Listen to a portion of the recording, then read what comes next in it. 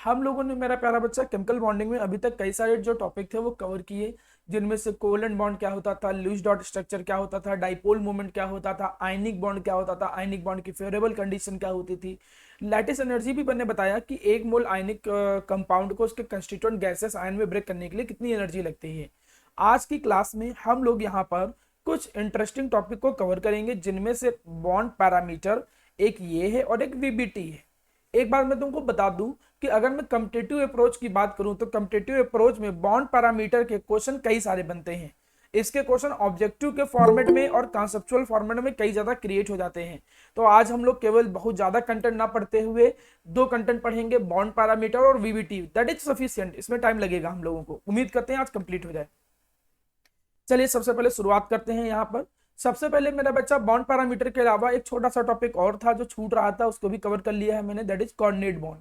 Coordinate bond का एक introduction आपको पता होना चाहिए। आपको मालूम है कि कोवलेंट बॉन्ड क्या होते हैं। कोवलेंट बॉन्ड एक ऐसे बॉन्ड होते हैं जिनमें इलेक्ट्रॉन की म्यूचुअल शेयरिंग होती है। मतलब एक इलेक्ट्रॉन इसका है, एक इलेक्ट्रॉन इसका है, और ये लोग क्या करते हैं, म्यूचुअल शेयरिंग करते हैं। दोनों लोग म्यूचुअल शेयरिंग करते क्यों हैं? दोनों लोग म्यूचुअल शेयरिंग ये सोच के करते हैं कि जिससे उन दोनों का क्या हो जाए, ऑक्टेट कंप्लीट हो जाए। ऑक्टेट कंप्लीट करने के लिए दोनों एटम जो होते हैं ये आपस में म्यूचुअल अंडरस्टैंडिंग से एक एक इलेक्ट्रॉन शेयर करते हैं और क्या बना लेते हैं मेरा प्यारा बच्चा, बॉन्ड बना लेते हैं। चलिए जी, यहां तक की बातें तो आपको मालूम थी। अब यहां तक की जब बातें मालूम थी, लेकिन यहां पर एक नए तरीके का बॉन्ड है। इसको तो कहते थे जब म्यूचुअल शेयरिंग होती थी तब जो बॉन्ड बनता था उसको कहते थे कोवलेंट बॉन्ड। लेकिन यहां पर भी शेयरिंग है, लेकिन ये शेयरिंग थोड़ी डिफरेंट टाइप की है। इस शेयरिंग में क्या होते हैं कि दोनों के दोनों इलेक्ट्रॉन किसी एक ही के हैं, लेकिन तब भी शेयरिंग हो रही है। इसमें क्या था कि एक इसका इलेक्ट्रॉन था, एक इसका था, तब शेयर कर रहे थे। यहां पर दोनों के दोनों इलेक्ट्रॉन किसी एक ही एटम या मॉलिक्यूलर स्पीशीज के होते हैं और वो दूसरे के साथ क्या करता है, शेयर करता है। ऐसी शेयरिंग के दौरान जो बॉन्ड बनते हैं उस बॉन्ड को बोलते हैं कोऑर्डिनेट बॉन्ड। और उसमें जो इलेक्ट्रॉन डोनेट करता है उसकी तरफ इसका टेल पार्ट होता है, और जो एक्सेप्ट करता है उसकी तरफ हेड पार्ट होता है। हम कोऑर्डिनेट बॉन्ड को कुछ ऐसे रिप्रेजेंट करते हैं। ये पीछे नॉर्मल केवल एक सिंगल एरो की फॉर्म में रिप्रेजेंट करेंगे। तो यहां तक की एक बेसिक चीजें पता होनी चाहिए। जैसे कुछ एग्जांपल है, मैं उन एग्जांपल को लेता हूं। जैसे हाइड्रोनियम आयन। अब हाइड्रोनियम आयन का एग्जांपल ये कई बार ऑर्गेनिक केमिस्ट्री में यूज होगा। जैसे कि मेरा प्यारा बच्चा, मैं देखो यहाँ पर वाटर है, वाटर एक मॉलिक्यूल है। अगर तुम वाटर का लुईस डॉट स्ट्रक्चर बना के देखो तो तुम देखोगे कि वाटर के ऑक्सीजन के पास दो लोन पेयर के इलेक्ट्रॉन होते हैं। वाटर के ऑक्सीजन के पास दो लोन पेयर के इलेक्ट्रॉन होते हैं, एक लोन पेयर का इलेक्ट्रॉन यहां पर, एक लोन पेयर का इलेक्ट्रॉन यहां पर। हाइड्रोनियम आयन का नाम तुमने सब तब सुना होगा जब क्लास 10th में तुम थे, और क्लास 10th में यह पढ़ाया जाता था कि किसी भी एसिड को अगर हम वाटर में डालते हैं तो वो H प्लस में ब्रेक करता है और H प्लस वाटर के साथ कंबाइन करके हाइड्रोनियम आयन बना देता है। मतलब यही जनरली पढ़ा था कि कोई भी एसिड एक्वस मीडियम में जाके H प्लस देता है और H प्लस वाटर के साथ कंबाइन होकर हाइड्रोनियम आयन बनाता है। यहां पर हाँ ठीक है। अब यहां पर होगा क्या कि ये जो H प्लस है, अगर मैं तुमसे पूछूं इस H प्लस के पास कितने इलेक्ट्रॉन है, कोई बता सकता है H प्लस के पास कितने इलेक्ट्रॉन?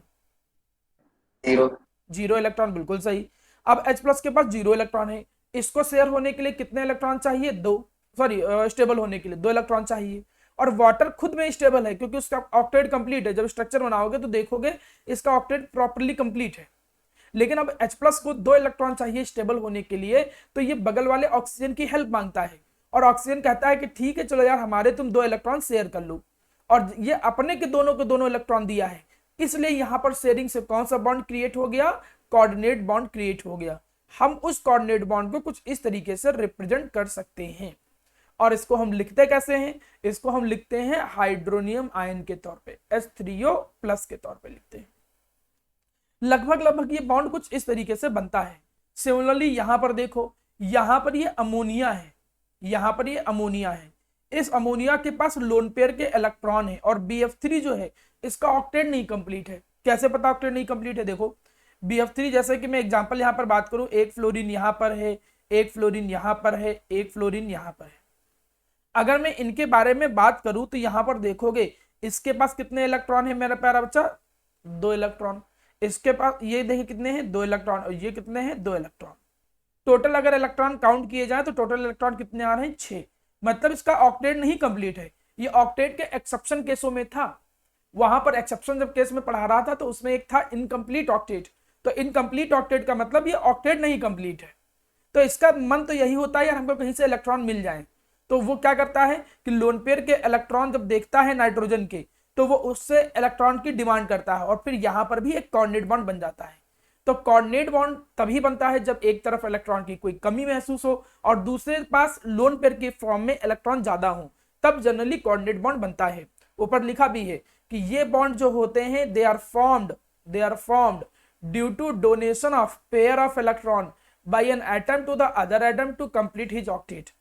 एक एटम दूसरे को अपने दोनों के दोनों इलेक्ट्रॉन शेयर करने के लिए देता है उसके ऑक्टेट कंप्लीट कराने के लिए, तब जो बॉन्ड बनते हैं उस बॉन्ड को हम क्या नाम देते हैं, that is known as coordinate bond. ठीक है, अब आगे बढ़ते हैं। यहां पर कुछ और छोटे छोटे टॉपिक को कवर किए गए हैं, जैसे एक एक नंबर दो नंबर के जो छूट गए थे। एक टॉपिक यहां पर है that is known as solubility. यहां पर सॉल्युबिलिटी किसकी बात की जा रही है, सॉल्युबिलिटी बात की जा रही है आयनिक कंपाउंड की, आयनिक कंपाउंड की सॉल्युबिलिटी की बात की जा रही है। अब आप कहोगे सर आयनिक कंपाउंड तो वाटर में सॉल्युबल होते हैं, इसमें क्या बात कर रहे हैं, मतलब कि क्यों हम बात कर रहे हैं, क्या चीज है। आप आयनिक भी बात कर सकते हो, इवन कोलेंट में भी ये थ्योरी यूज कर सकते हो। एक्चुअली लोग ये कहते हैं कि कभी भी किसी भी कंपाउंड की सॉल्युबिलिटी जनरली दो फैक्टर पे डिपेंड करती है। ये एक ऐसा टॉपिक है, एक ऐसा कंटेंट है जो तुम इनऑर्गेनिक केमिस्ट्री में जब जाओगे तो इनऑर्गेनिक केमिस्ट्री में भी ये यूज होगा। मतलब इनऑर्गेनिक केमिस्ट्री में जब जाओगे तो ऐसे क्वेश्चन आएगा कि लिथियम क्लोराइड या कोई कुछ भी दे देगा कि बता देगा कि मैग्नीशियम क्लोराइड है वो पानी में डिजॉल्व हो जाता है इजीली, वाई, या ये फला चीज पानी में इजीली डिजॉल्व नहीं हो रहा है, क्यों, आप आंसर बताइए। तो उसके आंसर एक्सप्लेन करते समय यही कॉन्सेप्ट यूज होंगे। एक चीज याद रखना कि जो सॉल्युबिलिटी होता है वो दो फैक्टर पे डिपेंड करता है। The first one is hydration energy and second one is lattice energy. Lattice energy तो हमने पढ़ाया था कि जितनी जल्दी कंपाउंड टूट करके आयन में ब्रेक कर जाए that is known as lattice energy, ionic compound के केस में था। हाइड्रेशन एनर्जी एक अलग हेडिंग है, इसको देख लो। लिखा क्या है, amount of energy release when atom और आयन इंटरेक्ट विद वाटर। समझाता हूं चलो। यहां पर यह समझने वाली बात है मेरा प्यारा बेटा कि अगर आपके पास माना कोई कंटेनर है, हमने कहा ये कोई कंटेनर है, इस कंटेनर के अंदर माना वाटर के मॉलिक्यूल प्रेजेंट है, there are so much water molecule are there.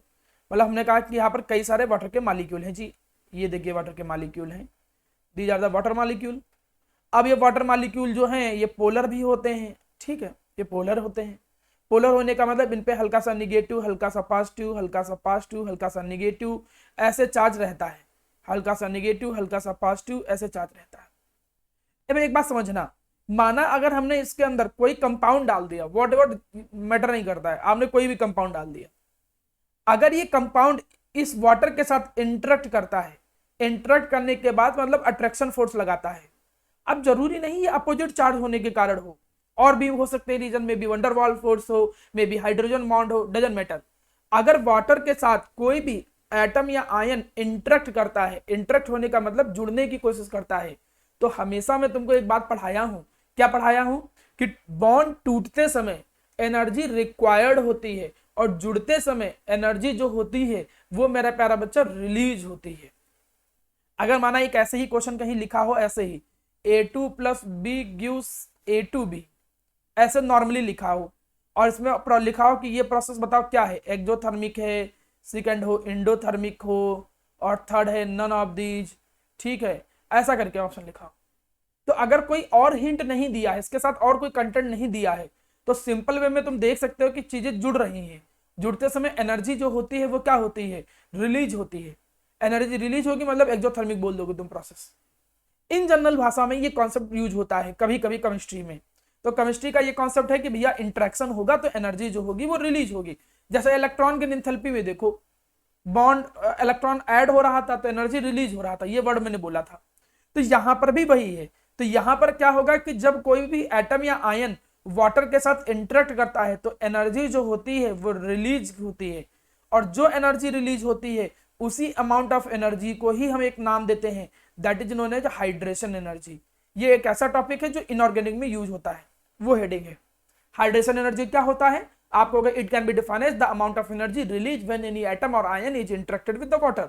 जब कोई भी एटम या आयन वाटर के साथ इंटरेक्ट करता है तो जितनी भी एनर्जी रिलीज होती है उस अमाउंट ऑफ एनर्जी रिलीज को ही हम एक नाम देते हैं, that is known as hydration energy. बात खत्म।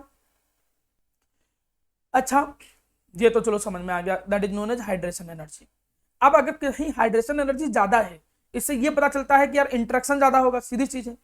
अगर हाइड्रेशन एनर्जी ज्यादा है, इससे ये पता चलेगा कि इंटरेक्शन बहुत ज्यादा है, और इंटरेक्शन ज्यादा होने का मतलब ऑब्वियसली चीज ज्यादा डिजॉल्व हो रहा है।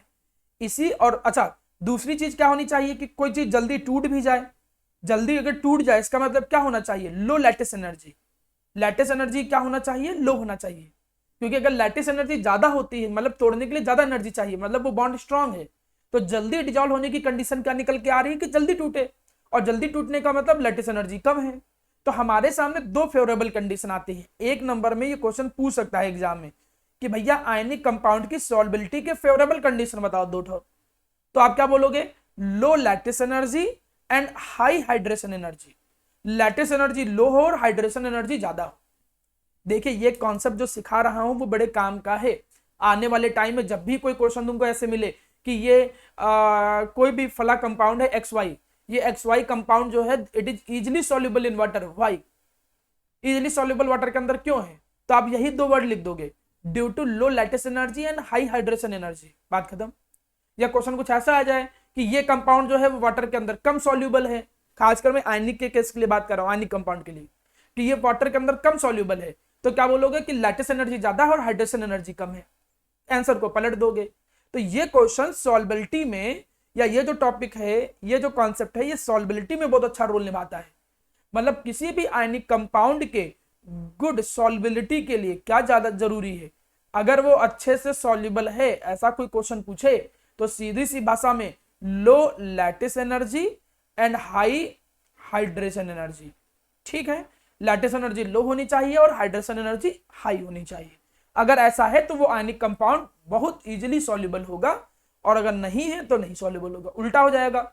मतलब उल्टा का मतलब अगर लैटिस एनर्जी ज्यादा है और हाइड्रेशन एनर्जी कम है तो इसका मतलब it is not good solubility, मतलब वो अच्छे से सॉल्युबल नहीं है। तो ये सॉल्युबिलिटी वाला कंटेंट याद रखना कि किसी भी आयनिक कंपाउंड इसे के, लैटिस एनर्जी फिर से बता दीजिएगा। बेटा लैटिस एनर्जी या तो तुम क्लास में होगी नहीं, तो मैं आप इसको दोबारा बताना उचित नहीं समझता हूं, इसलिए आप दोबारा लेक्चर देखा करो।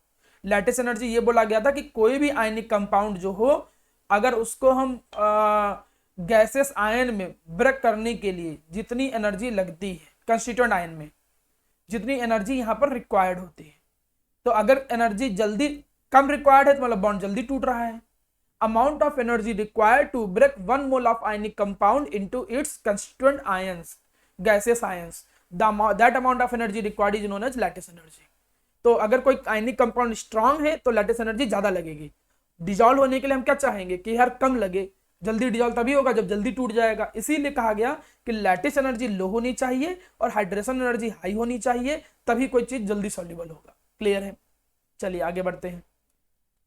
आप लोग लेक्चर प्रॉपर किया करो, ठीक है, कोई मिस मत किया करो लेक्चर। मिस भी करते हो कोई लेक्चर तो उसको प्रॉपर आने से पहले कंप्लीट कर लिया करो। अब अगली हेडिंग है that is known as bond parameters. Bond parameters में उनको बोलता हूं जो किसी भी बॉन्ड के बारे में कंप्लीट इंफॉर्मेशन देते हैं।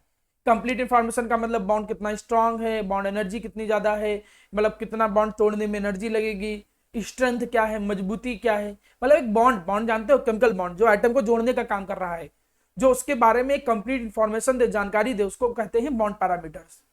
उन बॉन्ड पैरामीटर्स में जो पहला बॉन्ड पैरामीटर है that is known as bond length. तो चलिए सबसे पहले बॉन्ड लेंथ समझने की कोशिश करते हैं कि भाई बॉन्ड लेंथ क्या होता है।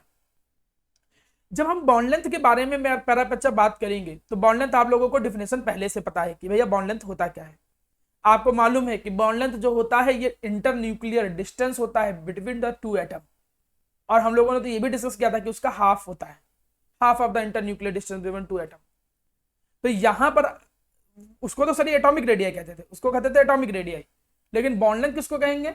बॉन्ड लेंथ हम कहेंगे कि जो दो एटम है जिनके बीच में बॉन्ड बना है, इनके न्यूक्लियस के बीच की जो डिस्टेंस है उसको बोलेंगे बॉन्ड लेंथ। ये देखो डेफिनेशन ही लिखा है, क्या लिखा है? Inter nuclear distance between two bonded atom या ion which are at equilibrium position. Sir ये इक्विलिब्रियम पोजीशन का क्या मतलब है? वो अभी एक थ्योरी आगे आएगी तब तुमको ज्यादा अच्छे समझ में आएगा, आज ही पढ़ा दूंगा वो। लेकिन बस तब तक इतना याद रखो कि दो एटम जब इक्विलिब्रियम पोजीशन पे है, मतलब रुक गए हैं, तब उनके न्यूक्लियस के बीच की जो डिस्टेंस है उसको बॉन्ड लेंथ कहते हैं। जैसे मैंने कोई बॉन्ड बनाया, जैसे हमने कहा HBr, तो हाइड्रोजन और ब्रोमीन है, अब इनके न्यूक्लियस के बीच की जो डिस्टेंस है उसी डिस्टेंस को ही हम एक नाम देंगे, that is known as bond length. अब ये कई फैक्टर पे डिपेंड करता है। कॉन्सेप्चुअल क्वेश्चन आ जाता है, ऑब्जेक्टिव क्वेश्चन आ जाता है, कंपटीशन में क्वेश्चन आ जाता है कि बताओ किसकी बॉन्ड लेंथ ज्यादा है, किसकी बॉन्ड लेंथ कम है। तो यहाँ पर कई सारे फैक्टर है, उन्हीं को पढ़ते हैं एक करके। देखो पहला है द साइज ऑफ एटम। अगर एक एटम कांस्टेंट है, दूसरे का साइज बढ़ रहा है, तो ओवरऑल बॉन्ड लेंथ बढ़ेगी। जैसे ये देखो HF, HCl, HBr, HI। तो जैसे जैसे एटम का साइज बढ़ेगा बॉन्ड लेंथ डायरेक्टली प्रोपोर्शनल है। ये भी कॉन्सेप्चुअल क्वेश्चन आ जाता है कई बार। इसका मतलब मैं समझाता हूं, कुछ ऐसे समझो। जैसे मैं कहूं यहाँ हाइड्रोजन है, ये हमने कहा हाइड्रोजन है, हमने कहा भैया ये हाइड्रोजन है, हमने कहा ये हाइड्रोजन है, हमने कहा ये हाइड्रोजन है, ठीक है। अब हाइड्रोजन के साथ पहले कौन था? पहले हाइड्रोजन के साथ फ्लोरीन था, पहले हाइड्रोजन के साथ फ्लोरीन था। अब इसके बाद क्या आया? क्लोरीन, क्योंकि क्लोरीन का साइज थोड़ा बड़ा होता है। फिर अब इसके साथ क्या आ गया? ब्रोमीन, ब्रोमीन का साइज और बड़ा होता है। अब आया आयोडीन, आयोडीन का साइज और बड़ा होता है। तो अब तुम खुद देखो, यहां से ऑब्जर्व करो, तो यहां पर पहले इंटरन्यूक्लियर डिस्टेंस ये थी, फिर इंटरन्यूक्लियर डिस्टेंस ये है, अब इंटरन्यूक्लियर डिस्टेंस ये है, अब इंटरन्यूक्लियर डिस्टेंस ये है। तो तुम क्या देख रहे हो कि बॉन्ड लेंथ क्या हो रही है? बढ़ रही है भाई। तो जैसे जैसे किसी एक एटम का, साइड एटम का, मॉलिक्यूल का अगर साइज बढ़ता है तो बॉन्ड लेंथ बढ़ता है। तो एक फैक्टर ये है कि अगर एटम का साइज बढ़ेगा तो बॉन्ड लेंथ भी बढ़ेगी। ये चीज सिंपल सा नियम है भाई। खुद ही देखो यार, न्यूक्लियस के बीच की डिस्टेंस है, अगर एटम का साइज बड़ा होगा तो न्यूक्लियस दूर हो जाएगा, तो बॉन्ड लेंथ अपने आप बढ़ जाएगी। पहला फैक्टर क्लियर हो गया होगा, कोई बहुत कठिन नहीं है। दूसरी चीज, दूसरा फैक्टर ये कहता है कि बॉन्ड लेंथ जो है inversely proportional to bond strength है, inversely proportional to bond dissociation energy है। अब इस बात का क्या मतलब है? एक बात तुम ऐसे समझो कि बॉन्ड लेंथ जितनी बड़ी होगी बॉन्ड उतना कमजोर होगा। ये बात समझ लो। ये दोनों एक दूसरे के ज्यादा क्लोज हैं, ज्यादा क्लोज है मतलब टाइटली बाउंड है। टाइटली बाउंड का मतलब मजबूती से जुड़े हैं। ये और बॉन्ड लेंथ बढ़ गई, बॉन्ड लेंथ और बढ़ गई, बॉन्ड लेंथ और बढ़ गई। एटम जितने दूर दूर होंगे उनके न्यूक्लियस, बॉन्ड लेंथ जितना बड़ा होगा मतलब वो बॉन्ड उसको ब्रेक करना उतना इजी होगा, उसको ब्रेक करना इजियर होगा, मतलब वो बॉन्ड वीक होगा। ये बात भी समझ लो, बॉन्ड उतना ही वीक होगा। और बॉन्ड वीक होगा तो सीधी चीज है कि बॉन्ड को तोड़ने के लिए जो एनर्जी चाहिए उसको बोलते हैं बॉन्ड डिसोसिएशन एनर्जी। वो भी मेरा प्यारा बच्चा कम ही लगेगी, क्योंकि अगर बॉन्ड कमजोर है। यही तो लिखा है देखो, बॉन्ड लेंथ इज, क्या लिखा? Bond length is inversely proportional to bond strength. Bond length अगर ज्यादा है, बॉन्ड कमजोर है, बॉन्ड कमजोर है तो उसको तोड़ने के लिए एनर्जी भी मेरा प्यारा बच्चा कम ही लगेगी। अब मैं आपसे एक क्वेश्चन पूछूं कि इतने मॉलिक्यूल हैं ये HFCl, HBr, HI, hydrogen fluoride, hydrogen chloride, hydrogen iodide, hydrogen bromide. मैं पूछूं कि बताओ सबसे स्ट्रॉन्गेस्ट बॉन्ड किसका है? Which molecule have the strongest bond? Anyone? सबसे स्ट्रॉन्गेस्ट बॉन्ड किसका है? HF। ठीक है, बिल्कुल सही आंसर। मैं अगला क्वेश्चन पूछ रहा हूं कि सबसे लोवेस्ट बॉन्ड डिसोसिएशन एनर्जी किसकी है? मैं जैसे पूछूं अब, सुब्रा बताओ सबसे कम बॉन्ड डिसोसिएशन एनर्जी किसकी है? बॉन्ड डिसोसिएशन एनर्जी सबसे कम किसकी है? सुब्रा या आलविन में से कोई एक बताओ। बॉन्ड डिसोसिएशन एनर्जी सबसे कम किसकी है? बॉन्ड डिसोसिएशन एनर्जी सबसे कम का मतलब किसको तोड़ने के लिए सबसे कम एनर्जी लगेगी? उसको तोड़ने के लिए सबसे कम एनर्जी लगेगी जिसका बॉन्ड कमजोर होगा। क्या आलविन बोला तुमने? हाँ, HI। वाई? क्यों? बिकॉज उसमें एटम का साइज ज्यादा है कंपेयर टू अदर। हाँ, but you have to compare with bond length. मतलब जब तुमको आंसर देना हो तो यहाँ पर बॉन्ड लेंथ उसमें ज्यादा होती है। हाँ, due to highest bond length in HI in comparison to another molecule. Another molecule के कंपैरिजन में यहाँ की बॉन्ड लेंथ ज्यादा है, इसलिए बॉन्ड वीक है। Bond is weak, that's is bond dissociation energy भी कम होगी। तो देखो ये ऐसे रिलेट करते हैं ये सब चीजें। ये चीजें यूज होने वाली हैं आने केमिस्ट्री में। तुमको ये कॉन्सेप्ट केवल यहीं पे थोड़ी रुकने वाला है। ये बॉन्ड डिसोसिएशन एनर्जी का कॉन्सेप्ट में 12th में भी हेल्प करेगा। जब तुम P block, D block compound पढ़ोगे कभी भी, वहां पे भी कंपैरिजन आएगा कि किसका कौन सा बॉन्ड कमजोर है, कौन सा वीक है। तो ये फैक्टर याद कर लो, ठीक। तो ये दो फैक्टर हमने सिखाया कि बॉन्ड का जो साइज है वो जितना बड़ा होगा बॉन्ड लेंथ उतनी ज्यादा होगी। बॉन्ड लेंथ जितनी ज्यादा होगी बॉन्ड उतना वीक। हाँ सुब्रा? सर आपकी स्क्रीन बहुत ब्लर आ रही है, कुछ विजिबल नहीं हो रहा है। ओके, कितने बच्चों को स्क्रीन ब्लर दिख रही है? Yes sir. एक मिनट में देख रहा हूँ, एक मिनट रुकिएगा, sir just wait 1 minute. Sir नहीं है ब्लर। हाँ, कई बच्चों को ब्लर नहीं होती है, जिनका तो सर नेटवर्क ठीक आ रही है। ठीक है, कोई बात नहीं। अब ठीक है, अब ठीक है। चलिए मैं सही कर रहा हूँ। आप बताइए, आप सही दिख रहा है? No sir. अरे, अब तो मैंने शेयर कर दिया, आप तो सही दिखना चाहिए था। अब एकदम क्लियर है। हाँ ठीक है। अब इससे ज्यादा बड़ा क्लियर नहीं हो सकता, फिर नेटवर्क इशू है, ठीक, क्योंकि मैं डायरेक्ट शेयर करके बढ़ा रहा हूँ। अब यहाँ पर जब इतनी चीजें हमने पढ़ा दी, देन इसके आगे बढ़ते हैं। थर्ड जो कंटेंट है that is known as bond length is inversely proportional to s character. Bond length जो होता है वो एस करेक्टर के इनवर्सली प्रोपोर्शनल होता है। अब ये जो ऐसा टॉपिक है जो अभी नहीं समझ में आएगा। क्यों अभी समझ में नहीं आएगा? क्योंकि अभी तुमने वो पढ़ा नहीं है, that is known as hybridisation. इसी चैप्टर में एक टॉपिक है हाइब्रिडाइजेशन, वो मैं सिखाऊंगा, ठीक है। एसपीडीएफ ये ऑर्बिटल तुम जानते ही हो, उसमें एक टॉपिक होता है हाइब्रिडाइजेशन, जिसमें sp hybridisation, sp2 hybridisation, sp3 hybridisation. अभी आप कंटेंट में मत जाओ, अभी खाली अभी थ्योरी पे ज्यादा ध्यान दो। अगर हाइब्रिडाइजेशन तुमको क्लियर है तो तुमको समझ में आएगा, अदरवाइज ये बात के लिए छोड़ दो, ठीक। लेकिन तब भी मैं अभी कवर कर लेता थोड़ा सा। यहाँ पर देखो sp हाइब्रिडाइजेशन है। क्या होता है hybridisation? That is another one, ये अलग टॉपिक है, नहीं भी क्लियर है तब भी मान के चलो कुछ होता है। अगर sp हाइब्रिडाइजेशन है तो इसमें s करेक्टर कितना होगा? 50%, क्योंकि दो लोग है ना, s और p। s और p है, मतलब अगर पूरी चीज को दो में बांटा जाएगा तो 50-50 आएगा, तो s करेक्टर 50% हो गया। यहां पर s करेक्टर अगर निकाला जाए तो तीन हिस्से को अगर 100 से डिवाइड करें तो s करेक्टर यहां निकल के आएगा 33.3%। यहां पर s करेक्टर जो आएगा that will become 25%। s character क्या होता है? ये एटॉमिक ऑर्बिटल की बेसिस पे एक प्रॉपर्टी होता है। बस इतना याद रखो, केवल इतना याद रखो कि जिस एटम के अंदर s करेक्टर ज्यादा है, s करेक्टर ज्यादा होने का मतलब तुमको मालूम है कि न्यूक्लियस के पास पहले s होता है, फिर p होता है, फिर d होता है, फिर f होता है फॉर अ पर्टिकुलर सेल। और जहां s वाला कंटेंट ज्यादा रहेगा तो मतलब वो न्यूक्लियस के ज्यादा क्लोज है, मतलब उसके इलेक्ट्रॉन के खींचने की टेंडेंसी ज्यादा रहेगी। तुम बस इतना डीपली ना जाते हुए कंटेंट पे ये ध्यान दो कि जिस एटम के अंदर s करेक्टर ज्यादा होता है, इलेक्ट्रॉन को खींचने की पावर ज्यादा होती है। तो यहां पे s करेक्टर ज्यादा था, मतलब ये लोग इलेक्ट्रॉन को ज्यादा क्लोजली खींच के रखेंगे, मतलब वो बॉन्ड उतना ही एक तरीके से मान के चलो कि क्लोज रहेंगे। और एक दूसरे के जब क्लोज रहेंगे तो बॉन्ड उतना ही क्या रहेगा, जब क्लोज रहेंगे तो लेंथ छोटी हो जाएगी। तो जब s करेक्टर ज्यादा होता है तो बॉन्ड लेंथ कम हो जाती है, इनवर्सली प्रोपोर्शनल। लेकिन अभी कई बच्चों को समझ में नहीं आ रहा होगा, तो इस फैक्टर को आप लीव कर सकते हो, क्योंकि जब मैं हाइब्रिडाइजेशन पढ़ाऊंगा तब आपको ये समझ में आएगा, ठीक है। तब तक के लिए दो फैक्टर याद रखो जो मैंने पढ़ाया। बॉन्ड लेंथ किसी भी दो एटम के इंटर न्यूक्लियस के बीच की जो डिस्टेंस है that is known as bond length. Bond length can be defined as the inter nuclear distance between the two atom at equilibrium position. Bond length depend on so many factors. The first one, bond length is directly proportional to size of atom.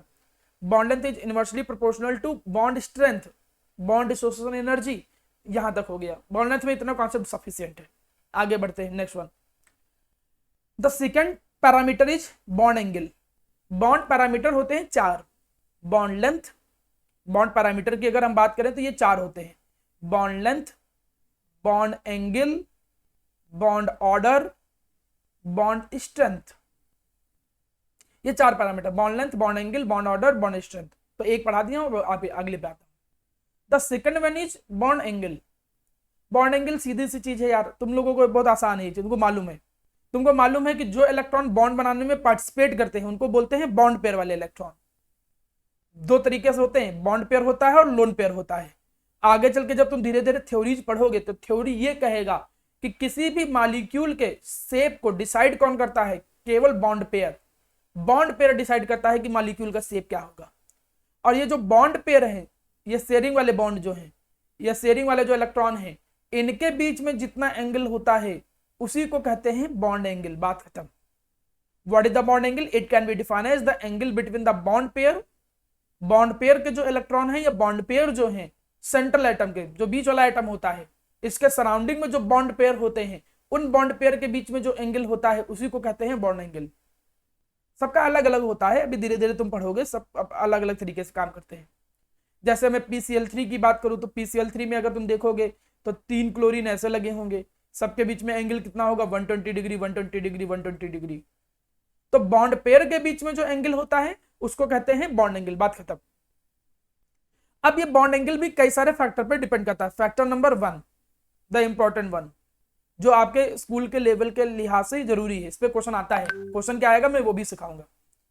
जो पहला question है कि bond angle जो होता है that is inversely proportional to lone pairs. Central atom पे कितने lone pair हैं उसके इनवर्सली प्रोपोर्शनल होता है। सर क्वेश्चन कैसे आएगा? डायरेक्ट भी आ सकता है कि बॉन्ड पेयर कौन से फैक्टर, बॉन्ड एंगल कौन से फैक्टर पे डिपेंड करता है, लेकिन जो ज्यादातर आता है एग्जाम में वो क्वेश्चन ये आता है, compare the bond angle, compare the bond angle, आप बॉन्ड एंगल को कंपेयर करिए ऑफ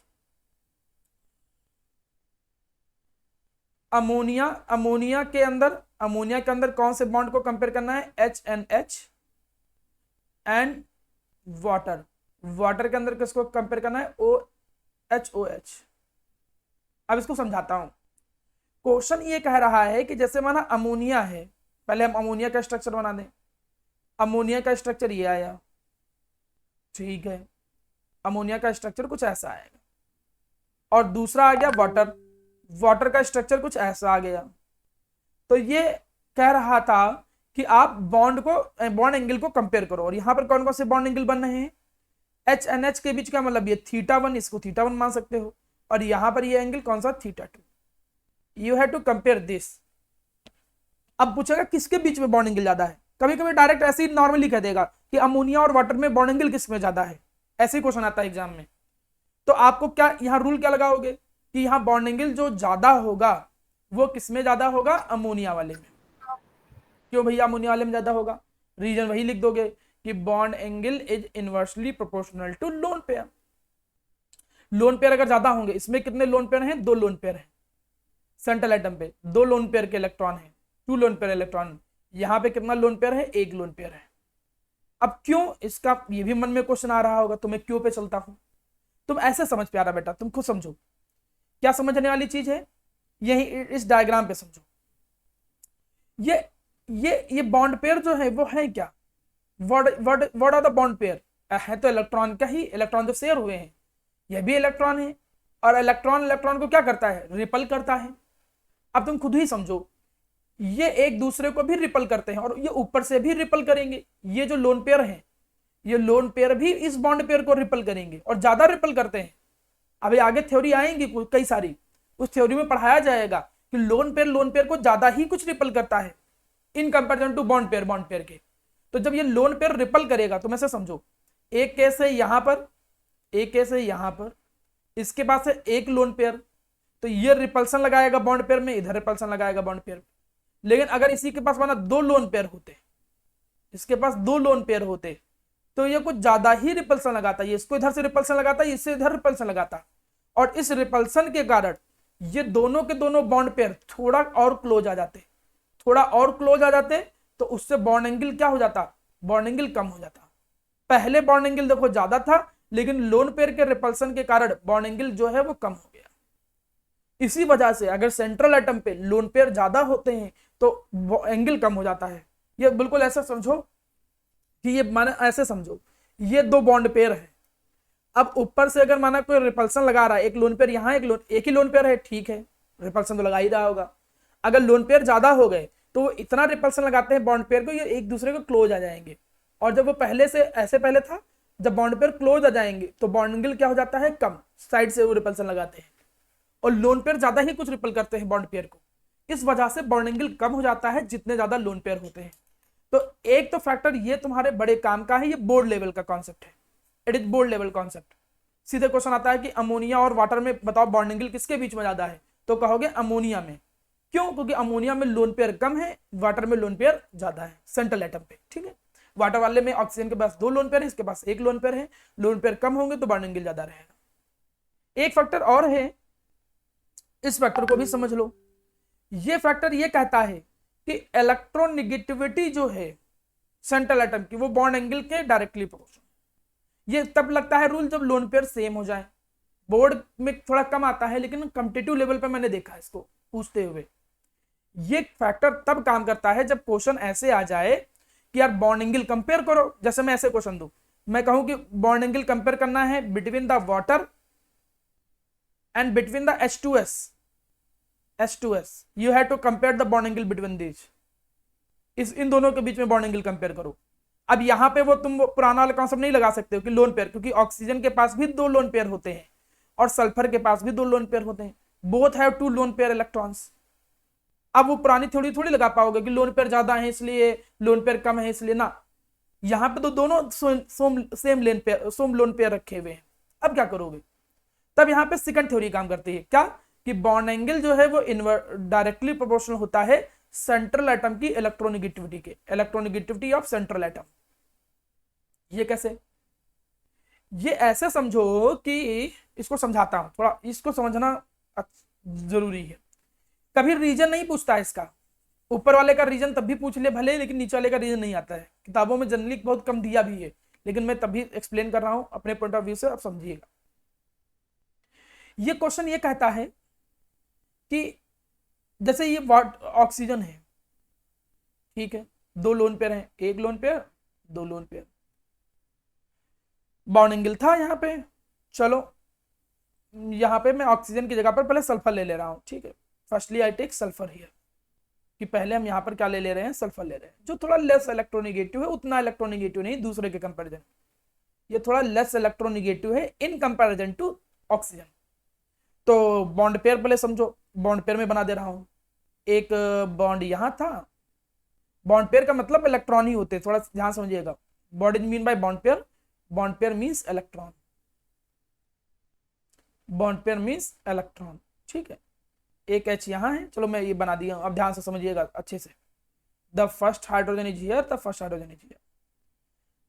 अब समझ प्यारा बेटा. होगा क्या कि जब इलेक्ट्रोनेगेटिविटी बढ़ जाती है, इलेक्ट्रोनेगेटिविटी बढ़ जाने का मतलब जैसे यहां पर ऑक्सीजन आ जाए, फॉर केस यहां पर क्या आ जाए? ऑक्सीजन आ जाए. तो ऑक्सीजन क्या करेगा? इन इलेक्ट्रॉन को खींचेगा. जब इलेक्ट्रोनेगेटिविटी बढ़ेगी, खुद समझो, जब इलेक्ट्रोनेगेटिविटी बढ़ेगी, पहले माना ये इलेक्ट्रॉन इतनी दूर थे, पहले ये इलेक्ट्रॉन इतनी दूर थे. ऐसे समझो, पहले ये इलेक्ट्रॉन इतनी दूर थे. अब जब ये इलेक्ट्रॉन इतनी दूर थे at the starting, but electronegative atom ये क्या करेगा? ये इन इलेक्ट्रॉन को खींचेगा अपनी तरफ. इन दोनों ये जो बॉन्ड पेयर वाले इलेक्ट्रॉन है इनको खींचेगा अपनी तरफ. It will attract them towards itself. वो अपनी तरफ खींचेगा. अब जब खींचेगा उसकी वजह से क्या होगा? साइड में बना रहा हूं. जब वो खींचेगा तो होगा क्या कि ये थोड़ा क्लोज आ जाएंगे. क्लोज आ जाने का मतलब ये इसकी तरफ थोड़ा क्लोज आ जाएंगे, ऐसे क्लोज आ जाएंगे. थ्योरी मतलब मैं समझा रहा हूं, आप अपने टीचरों से पूछिएगा, वो एक्सप्लेन नहीं करते हैं खासकर कुछ टीचर. ठीक है, तो आप चाहो पूछ भी सकते हो अपने स्कूलों में. अब यहां पर ये दोनों एक दूसरे के क्लोज आ जाएंगे. ठीक, अब जब ये क्लोज आ जाएंगे तो मेरा ये पूछना है आपसे, फिर से समझ प्यारा बेटा, क्या समझना है कि ये एक दूसरे के क्लोज आ गए, ये यहाँ क्लोज आ गए. अब क्लोज आ गए तो मेरा ये पूछना है आपसे कि पहले बॉन्ड पेयर के बीच में ज्यादा रिपल्सन लग रहा था कि अब ज्यादा रिपल्सन लग रहा है? मतलब इनके बीच में ज्यादा रिपल्सन लग रहा है कि यहाँ रिपल्सन ज्यादा लगेगा सेकंड वाले में? बताइए. इसको मान ले पहला केस और फिर सेकंड वाले में. सेकंड वाले में रिपल्सन ज्यादा लगेगा. तो जब सेकंड वाले में रिपल्सन ज्यादा लगेगा मतलब दूर दूर भाग जाएंगे. जब ये दूर दूर भाग जाएंगे तो बॉन्ड एंगल क्या हो जाएगा? बढ़ जाएगा. इलेक्ट्रोनेगेटिव होने से ये होता है. इलेक्ट्रोनेगेटिव होने से क्या होता है कि पहले देखो कुछ ऐसा था कि एक इलेक्ट्रॉन यहाँ है, एक इलेक्ट्रॉन यहाँ है, एक यहाँ है, एक यहाँ है. जब ज्यादा इलेक्ट्रोनेगेटिव होता है कोई इसको ऊपर की तरफ खींच लेता है. जब ऊपर की तरफ खींचता है तो ये इलेक्ट्रॉन इसके ज्यादा क्लोज आ जाते हैं. ये क्लोज आ जाएंगे ज्यादा. जब क्लोज आ जाएंगे तो रिपल्सन के कारण ये बॉन्ड एंगल बढ़ जाता है. तो अब आपको इतना डीपली ना तो एक्सप्लेनेशन कहीं लिखना होता है, बस नॉलेज के पॉइंट ऑफ व्यू से तैयार रखो कि अगर कभी इलेक्ट्रोनेगेटिविटी बदलती है सेंट्रल एटम की, तो जो ज्यादा इलेक्ट्रोनेगेटिव होगा उस केस में बॉन्ड एंगल ज्यादा होगा. मतलब if I compare here θ1 and θ2, then the angle θ1 is greater in comparison to θ2. मतलब वाटर के अंदर बॉन्ड एंगल ज्यादा होगा. क्यों? इससे, क्योंकि यही है electronegativity of oxygen is greater than sulphur. मान के चलो इवन छोटे मोटे एग्जाम कॉम्पिटिटिव वाले और आपके बोर्ड के, इन सबको कवर कर लेगा इतना कंटेंट. बॉन्ड एंगल का इतना कंटेंट सफिशिएंट है. बॉन्ड लेंथ का भी जितना कंटेंट दिया था दैट इज सफिशिएंट. ठीक है, क्या मैंने सिखाया? बॉन्ड एंगल क्या होता है? जो बॉन्ड पेयर होते हैं, बॉन्ड पेयर के बीच में जो एंगल होता है उसको बोलते हैं bond angle. Bond angle directly proportional होता है lone pair, inversely proportional to lone pair of central atom. So lone pair ज्यादा होंगे तो बॉन्ड एंगल कम होगा, और directly proportional to electronegativity of central atom. ये इतना फैक्टर आप याद रखो। दो मैंने बॉन्ड पैरामीटर कवर किए हैं। The first one is bond length and the second one is bond angle. अब चलिए आगे बढ़ते हैं। अब यहां पर दो और पैरामीटर हैं। इन पैरामीटर में कोई उतना एक्सप्लेनेशन नहीं देना है, ये छोटे छोटे से पैरामीटर है, इनमें कोई बहुत लंबी और बहुत ज्यादा एक्सप्लेनेटरी पार्ट नहीं है। बॉन्ड एनर्जी, नाम से पता चल रहा है बॉन्ड एनर्जी का मतलब क्या है। बॉन्ड ब्रेक करने के लिए कितनी एनर्जी चाहिए। Amount of energy required to break 1 mole of the bond of molecule. बहुत सारे मॉलिक्यूल हैं, 1 मोल बॉन्ड को ब्रेक करने के लिए जितनी एनर्जी रिक्वायरमेंट होती है उसी को बोलते हैं बॉन्ड एनर्जी। माना किसी वाटर के ही हैं, अब वाटर के हम बात करें OH बॉन्ड के, अब OH के 1 मोल बॉन्ड को ब्रेक करने के लिए हमने कहा माना 400 किलोजूल लग रहा है, तो 400 kilojoule per mole, that is known as bond energy. इसको पर मोल में ही कंपेयर किया जाता है। 1 मोल बॉन्ड को ब्रेक करने के लिए जितनी एनर्जी लगती है उसको बोलते हैं bond energy, bond dissociation energy. और ये तुम पहले ही पढ़ चुके हो कि बॉन्ड एनर्जी बॉन्ड लेंथ के इनवर्सली प्रोपोर्शनल है। तुमको बताया गया था कि बॉन्ड लेंथ अगर बढ़ेगी तो बॉन्ड एनर्जी कम लगेगी, जल्दी टूट जाएगा क्योंकि बॉन्ड कमजोर हो जाएगा। ये तो पहले ही पढ़ चुके थे। The next parameter is bond order. Bond order की जो पुरानी डिफिनेशन है, इट इज ओल्ड कॉन्सेप्ट। देखो यहां लिखा है ओल्ड कॉन्सेप्ट, क्योंकि इसका नया कॉन्सेप्ट तुम आज चैप्टर के एंडिंग में पढ़ोगे। एक नया चैप्टर एंडिंग में नया कंटेंट आएगा कि it is the half of the anti molecular orbital minus bonding molecular orbital minus anti bonding molecular orbital. वो एक अलग थ्योरी, वो मैं लास्ट में पढ़ूंगा। लेकिन जो ओल्ड कॉन्सेप्ट था वो क्या कहता है? वो कहता है नंबर ऑफ बॉन्ड को बॉन्ड ऑर्डर बोला जाता था शुरू में। जैसे हाइड्रोजन की बात करें तो हाइड्रोजन में बॉन्ड कितने थे? 1, तो इसका बॉन्ड ऑर्डर कितना लिखा जाता था? 1। ऑक्सीजन की बात करें तो कितने बॉन्ड होते थे? 2 बॉन्ड पेयर, तो यहाँ बॉन्ड ऑर्डर कितना लिखा जाता था? 2।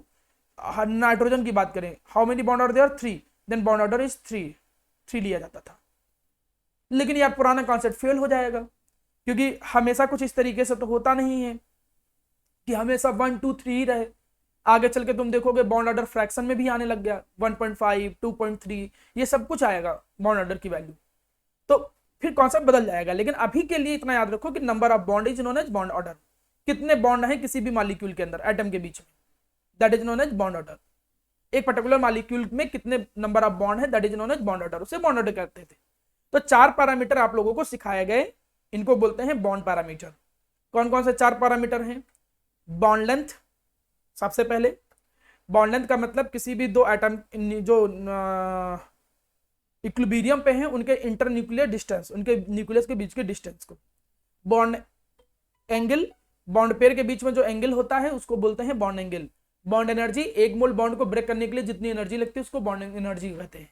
बॉन्ड ऑर्डर, कितने नंबर ऑफ बॉन्ड है बिटवीन मॉलिक्यूल।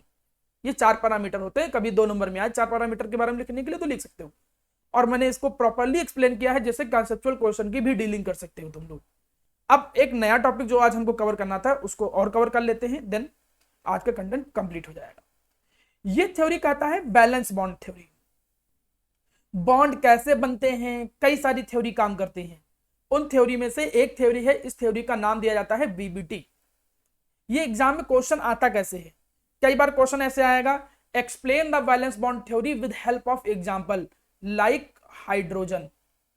हाइड्रोजन मॉलिक्यूल का एग्जांपल लेते हुए आप वैलेंस बॉन्ड थ्योरी को एक्सप्लेन करो। एनसीईआरटी में कुछ ऐसा ही क्वेश्चन है, एक्सरसाइज में, जितना मुझे याद आ रहा है। तो ये थ्योरी कहता क्या है? ये थ्योरी ये कहता है कि एक्चुअली में अगर मैं कभी भी 2 एटम ले लूं, जैसे मैंने एक एटम ले लिया हाइड्रोजन का, ये उसका न्यूक्लियस ले लिया, ठीक है। अब इस न्यूक्लियस के बाद इसके चारों तरफ सेल प्रेजेंट होंगे, the first shell, the second shell, ठीक, और उसके अंदर इलेक्ट्रॉन होते हैं। हाइड्रोजन में एक ही, भैया हाइड्रोजन के अंदर एक ही सेल है, एक ही इलेक्ट्रॉन होता है। इन जनरल अगर मैं एटम की बात करूं, हाइड्रोजन की अगर मैं बात ना करता और भी अगर एटम की बात करता, तो उसके अंदर होते क्या है? न्यूक्लियस होते हैं, और बाहर की तरफ क्या होते हैं? इलेक्ट्रॉन होते हैं। They have some electron and nucleus, यही होता है। वैसा ही एक दूसरा मॉलिक्यूल यहां लिया गया, ठीक, यहां पर भी बिल्कुल वैसा ही है कि इसके चारों तरफ ये न्यूक्लियस हो गया और उसके चारों तरफ क्या प्रेजेंट होंगे? डिफरेंट सेल प्रेजेंट होंगे। हाइड्रोजन होगा तो एक ही सेल होगा, कोई दूसरा एटम होगा तो so many shell are there. और इनके सेल्स के अंदर क्या प्रेजेंट होंगे, there will be so many electron और देयर, वहां पर इलेक्ट्रॉन प्रेजेंट होंगे, तो हमने कहा माना इलेक्ट्रॉन प्रेजेंट है। अब कोई भी जो दो एटम होते हैं इनके बीच में डिफरेंट इंट्रैक्शन फोर्स लगते हैं। इंट्रैक्शन फोर्स का मतलब में यहाँ रिपल्सिव भी लगते हैं, कुछ अट्रैक्टिव भी लगते हैं। तो यहाँ कॉन्सेप्ट क्या कहता है, अगर मैं इसे पहला एटम मानूं Na और इसे दूसरा एटम मानूं Nb, तो हाइड्रोजन का ही पहला एटम मान सकते हो, हाइड्रोजन का ही दूसरा एटम मान सकते हो, NaNb माना गया, बगल में भी वही माना गया। तो थ्योरी ये कहता है कि there are some attraction force, यहां पे कुछ अट्रैक्शन फोर्सेस भी लगेंगे, और there are some repulsive force, यहां पर कुछ रिपल्सिव फोर्स भी लगते हैं, कुछ रिपल्सिव फोर्स भी लगते हैं। मतलब जब दो एटम एक दूसरे के क्लोज होते हैं तो उनके बीच में कुछ अट्रैक्टिव फोर्स लगते हैं, कुछ रिपल्सिव फोर्स लगते हैं। अब अट्रैक्टिव फोर्स कौन कौन से हैं, पहला अट्रैक्टिव फोर्स क्या होगा, ये न्यूक्लियस अपने इलेक्ट्रॉन को खींचेगा, ये इसका इलेक्ट्रॉन है और ये इसका इलेक्ट्रॉन था, पहला वाला न्यूक्लियस अपने इलेक्ट्रॉन को खींचेगा, फर्स्ट न्यूक्लियस अपने इलेक्ट्रॉन को खींच रहा है, ये भी एक तरीके का अट्रैक्शन फोर्स है। दूसरा वाला न्यूक्लियस, सेकेंड एटम का न्यूक्लियस अपने इलेक्ट्रॉन को खींचेगा, ये भी एक अट्रैक्शन फोर्स ही है, ये भी एक अट्रैक्शन फोर्स है। लेकिन यहां पर एक और अट्रैक्शन फोर्स लगता है, जब एटम एक दूसरे के ज्यादा क्लोज आ जाते हैं तो देखने को मिलता है कि पहला वाला एटम का न्यूक्लियस सेकंड वाले के इलेक्ट्रॉन को खींचने लगता है और दूसरे का न्यूक्लियस पहले वाले इलेक्ट्रॉन को खींचने लगता है।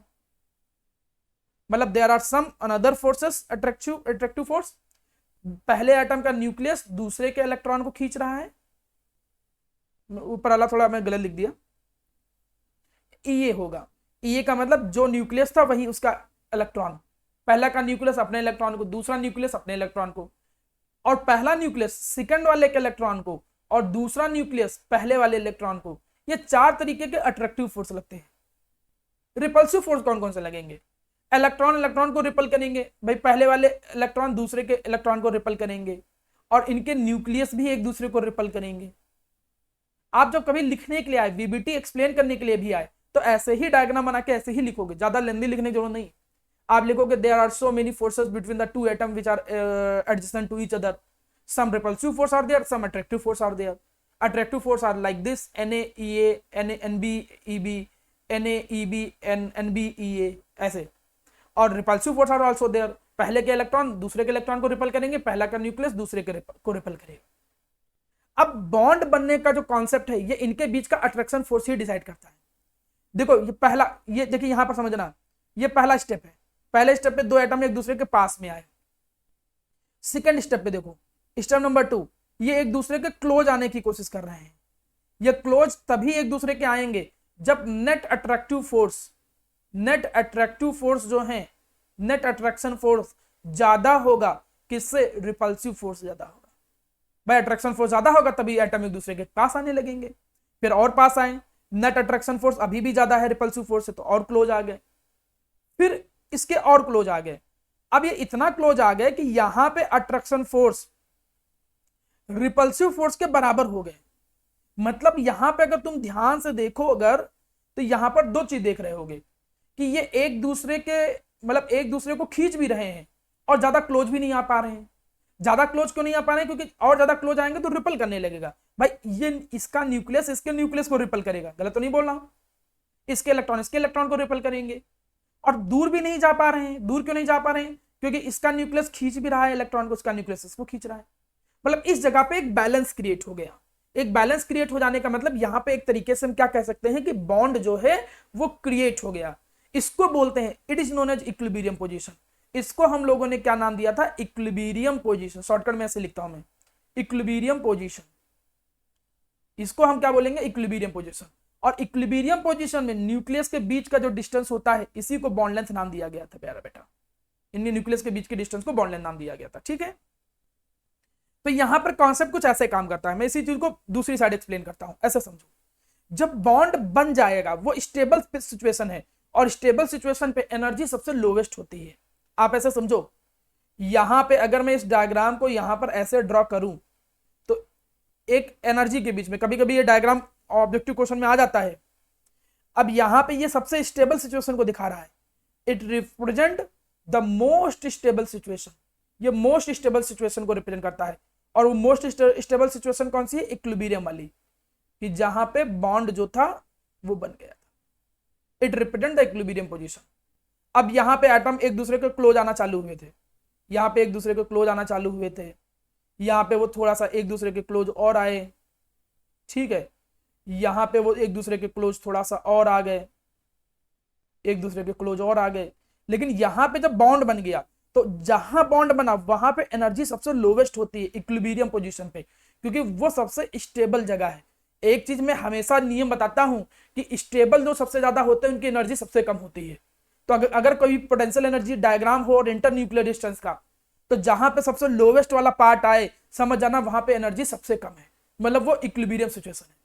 और तुमको मालूम है, तुमको क्या मालूम है मेरा प्यारा बच्चा, ध्यान सुनो, तुमको ये पता है अच्छे से, क्या पता है कि अगर मैं इनको जबरदस्ती और पास लाने की कोशिश करूंगा, तुमको ये बात अच्छे से मालूम कि इनको अगर मैं और पास लाने की कोशिश करूंगा, यहाँ पे तो अट्रैक्टिव फोर्स रिपल्सिव फोर्स के बराबर है, और पास लाऊंगा तो रिपल्सिव फोर्स ज्यादा लगने लगेगा, मतलब रिपल्सन लगने लगेगा, मतलब अनस्टेबल हो जाएगा।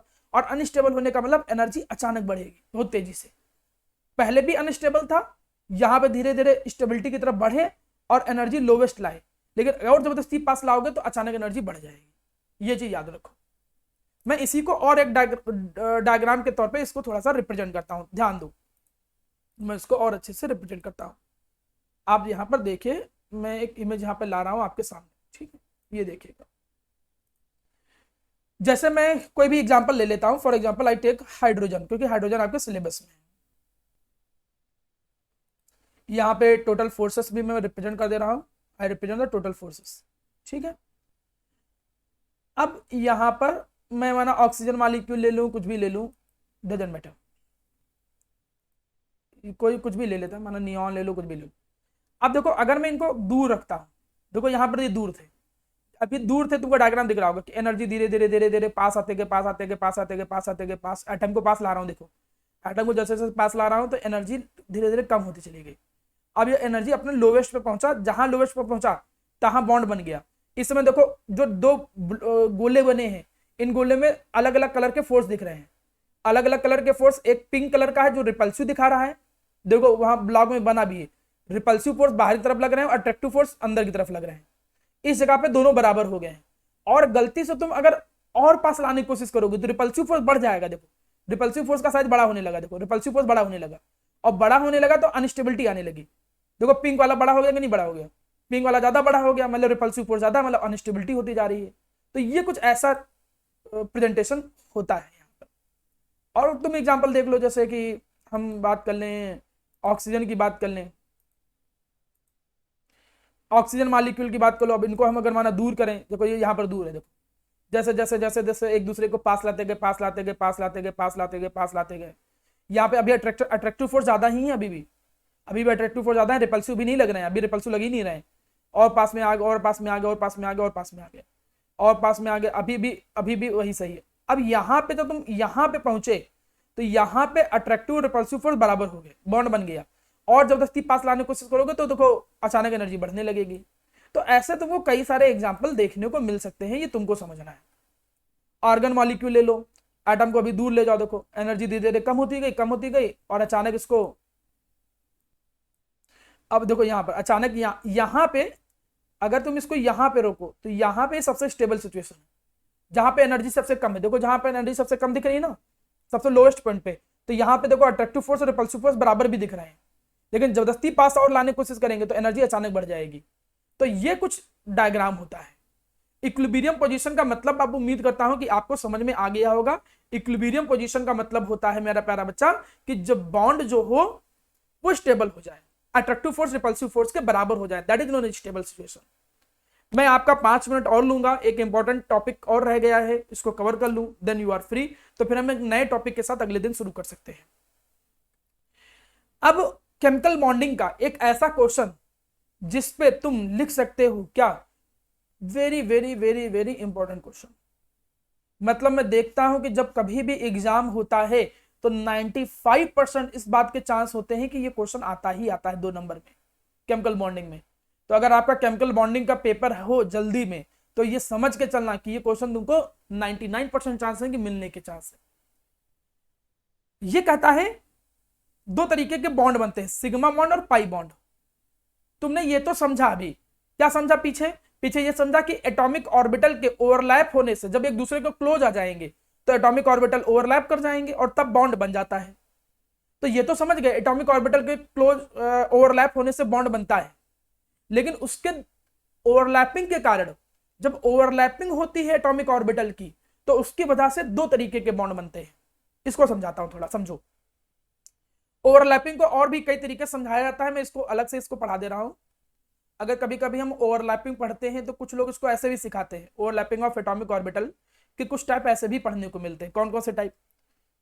एक जगह पढ़ने को मिलता है पॉजिटिव ओवरलैपिंग, ठीक है।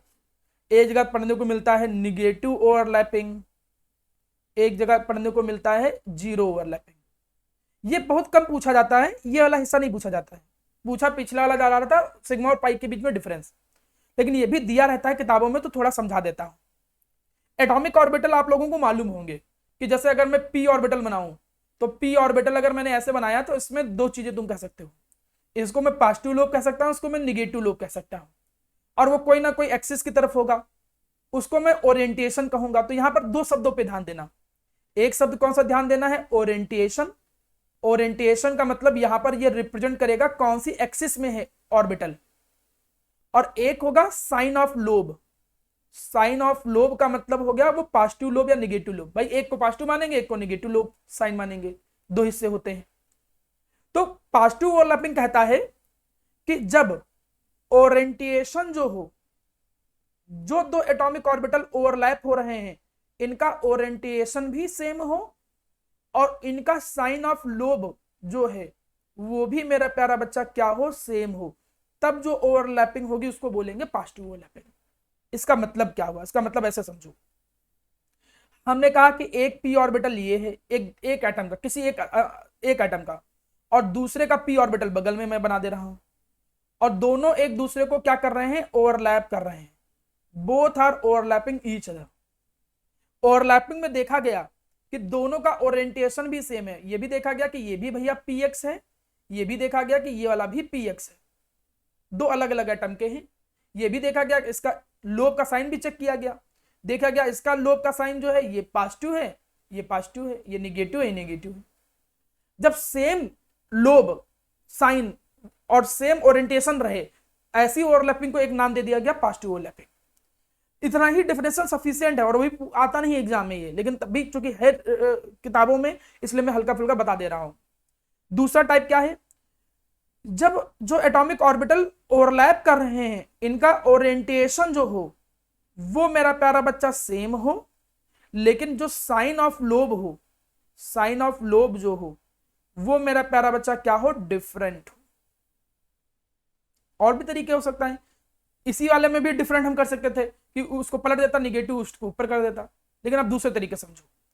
दूसरे तरीके से समझो कि माना ये एक पी एक्स है, एक हमने कहा, इसको मैं यहां लिख दे रहा था पी एक्स, एक पी एक्स ये है और एक पी एक्स इधर बना दे रहा हूं मैं, बोथ आर पी एक्स। अब मैंने क्या कहा कि इसमें भैया हमने ये देखा कि ये ओवरलैप कर रहा था, पहला एक कोई ऑर्बिटल ओवरलैप कर रहा था और इसके साथ एक कोई दूसरा ऑर्बिटल ओवरलैप कर रहा था, लेकिन इस ओवरलैपिंग में ये देखा गया कि जो लोब है इनका साइन अलग अलग है। ये देखा गया कि ये इसका प्लस वाला था, ये इसका माइनस वाला था, ये इसका माइनस वाला था, ये इसका प्लस वाला था। अब कई बच्चों को कहना होगा कि सर हम जानेंगे कैसे कि ये वो निगेटिव ओवरलैप हो रहा है कि पॉजिटिव? देख के नहीं नहीं, ऐसा कुछ नहीं आता है। ये तो जब इंटरमॉलिक्यूलर लेवल पे तुम जाते हो और स्टडी करते हो तब तुमको चीजें डिफाइन करनी होती है। यहाँ एग्जाम में केवल बस पता होना चाहिए तुम्हारी नॉलेज के हिसाब से कि किसको पॉजिटिव ओवरलैपिंग बोलेंगे, किसको निगेटिव ओवरलैपिंग बोलेंगे। ओवरलैपिंग किसकी? एटॉमिक ऑर्बिटल की। जब एटॉमिक ऑर्बिटल कुछ ऐसे ओवरलैप हो कि ओरिएंटेशन सेम हो, लोब का साइन अलग अलग हो तो पॉजिटिव, ओरिएंटेशन सेम हो लेकिन लोब का सॉरी दोनों चीज सेम हो तो पॉजिटिव, और अगर ओरिएंटेशन सेम हो लोब का साइन अलग अलग हो तो निगेटिव।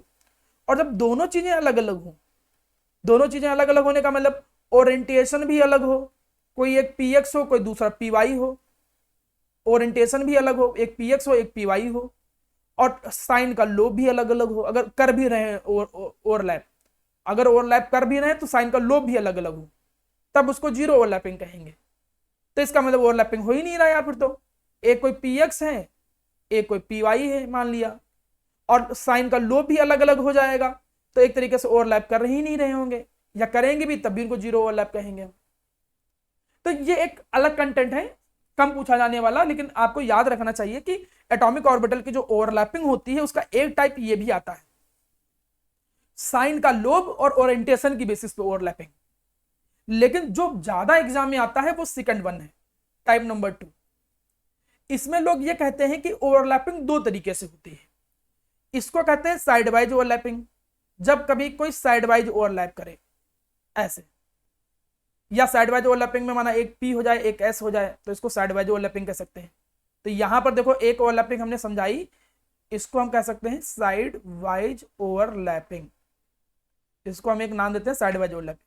यहां पर जो ओवरलैपिंग हुई है इसको साइड वाइज ओवरलैपिंग कहेंगे। ये एस ऑर्बिटल है, ये पी है, अब ऑर्बिटल का शेप ना बताना पड़े, ये पी है ये पी है, एक दूसरे अलग अलग एटम के। तो एक तो साइड वाइज ओवरलैपिंग होती है, और एक ओवरलैपिंग कहते हैं जिसको गलत बोल गया मैं, थोड़ा सा गलत बोल गया मैं, साइड वाइज बोला था लेकिन लिख दिया एंड टू एंड। इसको एंड टू एंड कहते हैं, साइड वाइज कहाँ है, ये तो एंड टू एंड है, ये एंड टू एंड ओवरलैपिंग है। साइड वाइज ओवरलैपिंग तो अब बनाने जा रहा हूं, देखो ध्यान समझो। एक होता है जिसको कहते हैं side wise overlapping. Side wise overlapping किसको कहते हैं, जब एटॉमिक ऑर्बिटल एक दूसरे के साइड से ओवरलैप करे, ऐसी जो ओवरलैपिंग होती है उसको कहते हैं साइड वाइज ओवरलैपिंग। ये भी ध्यान देना। तो दो तरीके की ओवरलैपिंग होती है एटॉमिक ऑर्बिटल की, एक होती है एंड टू एंड और एक होती है साइड वाइज ओवरलैपिंग। उसकी वजह से कोवेलेंट बॉन्ड बनते हैं। अच्छा ये तो पता है कोवेलेंट बॉन्ड बनते हैं एटॉमिक वो इलेक्ट्रॉन को शेयर करके, लेकिन इलेक्ट्रॉन को जब शेयर करने के लिए आते हैं तो एक दूसरे को क्लोज आते हैं। जब क्लोज आ जाएंगे तो एटॉमिक ऑर्बिटल ओवरलैप करेंगे, ओवरलैपिंग के दौरान वो इलेक्ट्रॉन शेयर करते हैं और तभी बॉन्ड बनता है। वो ओवरलैपिंग का तरीका अलग अलग है, उस ओवरलैपिंग के तरीके की बेसिस पे दो तरीके के बॉन्ड होंगे, ये समझना। ये है क्या, कोवेलेंट बॉन्ड जो होते हैं, कोवेलेंट बॉन्ड, ये कोवेलेंट बॉन्ड दो तरीके के होते हैं, द सिग्मा एंड पाई। कुछ कोवेलेंट बॉन्ड को हम सिग्मा बोलेंगे, कुछ को पाई बोलेंगे। जिन लोगों ने कुछ एक्स्ट्रा थ्योरी पढ़ी होगी उनको मालूम होगा कि अगर कहीं सिंगल बॉन्ड है और कहीं डबल बॉन्ड है या ट्रिपल बॉन्ड है, तुमने ये थ्योरी कहीं पढ़ा होगा, अगर कहीं सुना हो तुमने, तो तुमको ये पता होना चाहिए कि सिंगल बॉन्ड में ये भी कोवेलेंट है, ये भी कोवेलेंट है, ये भी कोवेलेंट है, लेकिन सिंगल के अंदर जो बॉन्ड होता है वो सिग्मा होता है। जो डबल बॉन्ड होता है उसमें एक कोवेलेंट होता है सिग्मा और एक कोवेलेंट होता है पाई, और ट्रिपल बॉन्ड के अंदर एक सिग्मा होता है और दो पाई होते हैं। ये तीनों के तीनों कोवेलेंट है, लेकिन इन कोवेलेंट के भी नेचर अलग अलग है। अब इसमें तो मॉलिक्यूलर लेवल पे देखोगे तो अगर ओवरलैपिंग, अब ध्यान सुनो, ये सिग्मा और पाई है क्या, इनका डिफरेंस अच्छे से समझिएगा तो कॉन्सेप्ट क्लियर हो जाएगा। समझो, सिग्मा बॉन्ड जो होते हैं वो कैसे फॉर्म होते हैं, they are form by end to end overlapping. मतलब अगर कहीं सिग्मा बॉन्ड बना हो तो समझ जाना कि यार ये बॉन्ड बना होगा एंड टू एंड ओवरलैपिंग से, जैसे यहां है, they are form by the end to end overlapping बना होगा, ये समझ लेना। और पाई बॉन्ड कैसे बनते हैं, they are form by side wise overlapping. Pi bond तब बनता है जब साइड वाइज ओवरलैपिंग होती है। ये कॉन्सेप्ट हम अदर चैप्टर में भी यूज कर सकते हैं। सिग्मा बॉन्ड में एस ऑर्बिटल पार्टिसिपेट कर सकता है, देखो एस ऑर्बिटल पार्टिसिपेट कर रहा था कि नहीं कर रहा था, लेकिन साइड वाइज में एस कैसे पार्टिसिपेट करेगा, इसको साइड वाइज मानेंगे ही नहीं क्योंकि इसका एक हिस्सा तो छूट गया। तो पाई बॉन्ड के दौरान एस ऑर्बिटल पार्टिसिपेट नहीं कर सकते हैं, ये भी ध्यान रखना। एंड टू एंड में तो पाई पार्टिसिपेट कर, डी ऑर्बिटल टेक पार्ट कर सकता है, बिल्कुल डी ऑर्बिटल कर सकता है, डी ऑर्बिटल भी कर सकता है, लेकिन यहाँ एस नहीं करेगा, साइड वाइज में एस नहीं करेगा, डी कर सकता है। डी ऐसे करेगा जैसे एक पी हो गया और दूसरा डी हो गया। तो लोग ये कहते हैं कि एस ऑर्बिटल जो होता है वो साइड वाइज ओवरलैपिंग नहीं कर सकता है। अगला मैं बात बताऊं, देखने में तुमको भले लगता हो, देखने में तुमको भले लगता हो कि यार यहां ओवरलैपिंग दो जगह है तो ज्यादा स्ट्रांग होगा, लेकिन नहीं, ये ओवरलैपिंग थोड़ी ज्यादा होती है। पता चला दो ऐसे साइड में आए और हल्का सा टच किए, लेकिन जब ऐसे ओवरलैपिंग होती है तो ज्यादा एक्सटेंट में होती है। जब ओवरलैपिंग ज्यादा एक्सटेंट में होगी तो बॉन्ड भी ज्यादा स्ट्रांग बनेगा। देखो यही पॉइंट लिखा है, due to more extent of overlapping sigma bond जो होते हैं उनकी स्ट्रेंथ ज्यादा होती है और पाई बॉन्ड थोड़े से कमजोर होते हैं उसके कंपैरिजन में। सिग्मा बॉन्ड के अलोंग एटम को रोटेट किया जा सकता है, सिग्मा बॉन्ड के अलोंग, और फ्री रोटेशन पॉसिबल नहीं होता है around the pi bond. Free rotation not possible in pi bond case. अब इस बात का क्या मतलब है, अगर हमारा सिग्मा बॉन्ड है जैसे सिंगल बॉन्ड है, तो ऊपर हमने क्या बताया था, सिंगल बॉन्ड में सिग्मा होता है, सिंगल बॉन्ड में सिग्मा होता है और डबल या ट्रिपल के अंदर क्या होता है, पाई। तो अगर सिंगल बॉन्ड है तो सिंगल बॉन्ड के अलोंग एटम को रोटेट कर सकते हैं, देखो ऐसे, अगर दो एटम है तो उसके अलोंग रोटेट कर सकते हैं। लेकिन यहीं पे अगर पाई बॉन्ड हो जाता, पाई बॉन्ड का मतलब दो बॉन्ड हो जाते, तो रोटेट करने की कोशिश करते तो रोकता है एक दूसरे को, इसको कहते हैं टॉरिजिनल स्ट्रेन। तो सिंगल बॉन्ड के अलोंग एटम को रोटेट कराया जा सकता है, मतलब सिग्मा बॉन्ड के अलोंग एटम को रोटेशन पॉसिबल है। लेकिन अगर पाई बॉन्ड आ जाता है तो during the pi bond rotation of atom along the pi bond it is not possible. तो ये डिफरेंस याद रखना, 2 नंबर में बहुत बहुत ज्यादा बार पूछे जाने वाला क्वेश्चन है, तो आपका डिफरेंस पता होना चाहिए। सिग्मा बॉन्ड पाई बॉन्ड इस बेसिस पे क्रिएट किए गए हैं कि ओवरलैपिंग कैसे हुई है, साइड वाइज कि एंड टू एंड। अगर एंड टू एंड ओवरलैपिंग हुई है तो सिग्मा, साइड वाइज ओवरलैपिंग हुई है तो पाई बॉन्ड। और अगर एस, और पता है कि भाई एंड टू एंड में एस पार्टिसिपेट कर सकता है, साइड वाइज में नहीं कर सकता है एस। एंड टू एंड ज्यादा ओवरलैपिंग होती है इसलिए बॉन्ड स्ट्रांग बनते हैं सिग्मा वाले, और पाई वाले बॉन्ड थोड़े कमजोर होते हैं। सिग्मा बॉन्ड के लॉन्ग एटम का रोटेशन पॉसिबल है, पाई बॉन्ड के लॉन्ग एटम का रोटेशन पॉसिबल नहीं है। तो आज का कंटेंट लगभग हमने कवर कर लिया है, काफी सारा कंटेंट हुआ है। आप इसको देखो, लेक्चर भी देखिए दोबारा, मैं इसको अपलोड कर दूंगा और आप इसको प्रॉपर्ली रिवाइज करिए मेरा बच्चा, मन लगाइए, चीज आपको सब कुछ समझ में आ जाएगा, ठीक है।